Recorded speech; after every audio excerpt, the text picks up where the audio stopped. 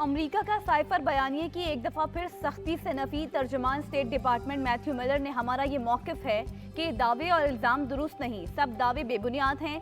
Chairman PTI का cipher से मुतल्लिक बयानिए पर आलमी मीडिया में बहस जारी रही।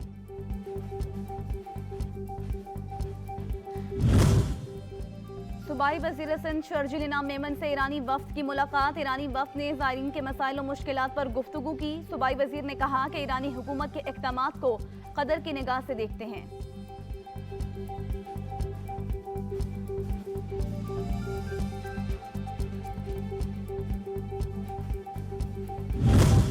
पीएसपी सरबराह का चीफ इलेक्शन कमिश्नर सिंध के खिलाफ इंक्वायरी का मुतालिबा। मुस्तफ़ा कमाल ने कहा कि पीपल्स पार्टी ने अपना सूबाई इलेक्शन कमिश्नर लगा रखा है। सिंध में मरदमशुमारी और हल्का बंदियों में धांधली की गई। अब अगले इंतखाबात पर फिर मुकमुका करने की कोशिश की जा रही है।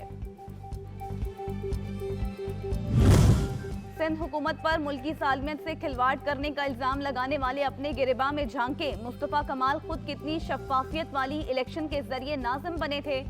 वज़ीर बल्दियात सैयद नासिर शाह का मुस्तफ़ा कमाल के बयान पर बरस पड़े। बोले, इलेक्शन कमिश्नर को पीपल्स पार्टी का इत्तेहादी कहने वाले इलेक्शन का हिस्सा ही नहीं थे। मुस्तफ़ा कमाल अवाम में रिजेक्टेड लीडर हैं।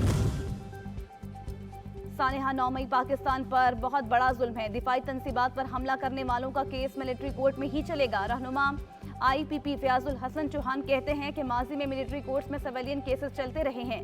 PTI दौर में मिलिट्री कोर्ट्स में 27 केसेस चले। PTI सोशल मीडिया पर झूठा और प्रोपेगेंडा का पुलंदा है जो मिलिट्री कोर्ट्स पर गलत बयानियां फैला रहा है।